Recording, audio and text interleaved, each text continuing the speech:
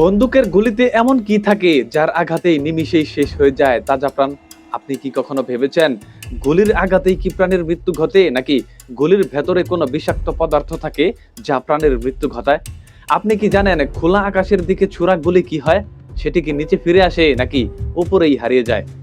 Silencer কিভাবে বন্দুকের শব্দকে আটকে দেয়? কখনো কি ভেবেছেন হাইপারসনিক গতিতে ছুটে চলা বন্দুকের গুলি মাত্র কয়েকটি পানি ভর্তি বেলুনের সাহায্যে থামিয়ে দেওয়া সম্ভব? আজকের ভিডিওতে এমন কিছু বিষয় সম্পর্কে জানাবো যা আপনি জীবনের প্রথম শুনতে চলেছেন। সর্বপ্রথম জানাবো বন্দুকের ভেতরে যে বুলেট থাকে তা কিভাবে কাজ করে। অনেকেরই ভুল ধারণা এই পুরোটাই বুলেট। সঠিকভাবে বুঝতে গেলে এই পুরো বস্তুটা বুলেট নয়, মূলত বন্দুকের গুলিকে কার্তুজ বলা হয় এবং এই কার্তুজকে 3 ভাগে বিভক্ত করা হয়।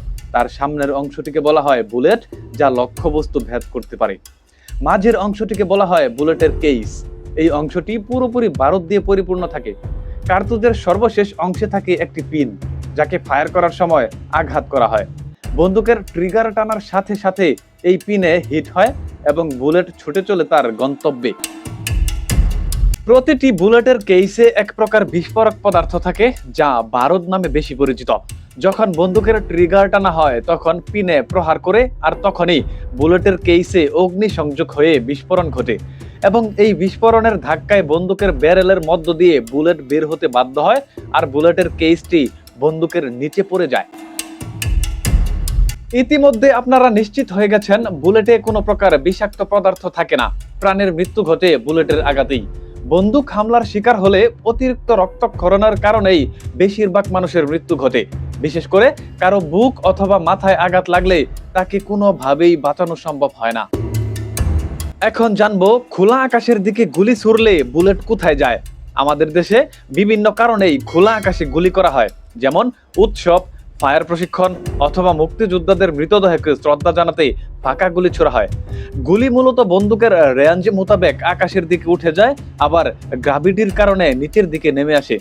তবে বুলেট নিচে নামার সময় তার গতিবেগ কমে যায়, ফলে ক্ষয়ক্ষতি হওয়ার সম্ভাবনা একেবারেই কম। আপনি জানলে অবাক হবেন, বন্দুকের গুলির গতিবেগ যতই থাকুক না কেন, মাত্র 4-5টি পানি ভর্তি বেলুনের সাহায্যে তা আটকে দেওয়া সম্ভব। অনেকের এক্সপেরিমেন্টে দেখা গেছে পানি ভর্তি অনেকগুলো বেলুন সাজিয়ে রেখে এক পাশ থেকে গুলি করা হলে বুলেট মাত্র 3টি বেলুন ভেদ করতে পারলেও চতুর্থ বেলুনে গিয়ে বুলেট আটকে যায়। এখন জানাবো সাইলেন্সার কিভাবে বন্দুকের শব্দকে কমিয়ে ফেলে। সাধারণত বন্দুক থেকে গুলি বের হওয়ার সময় বিস্ফোরণের ফলে অনেক শব্দ তৈরি হয়, আর সেই শব্দকেই আটকে দিতে পারে একটি মাত্র সাইলেন্সার। এটি লাগানো হয় মূলত বন্দুকের ব্যারেলের শেষ প্রান্তে। সাইলেন্সারের ভেতরে এমন কিছু র্যাক বা বিট দেওয়া থাকে যে কারণে বন্দুকের শব্দ সাইলেন্সারে আসলেই তা প্রসারিত হতে থাকে এবং এই কারণে বন্দুকের শব্দ পুরোপুরি বাইরে বের হতে পারে না। মূলত গুপ্ত হত্যার জন্যই পৃথিবীতে সাইলেন্সারের আবিষ্কার করা হয়েছিল।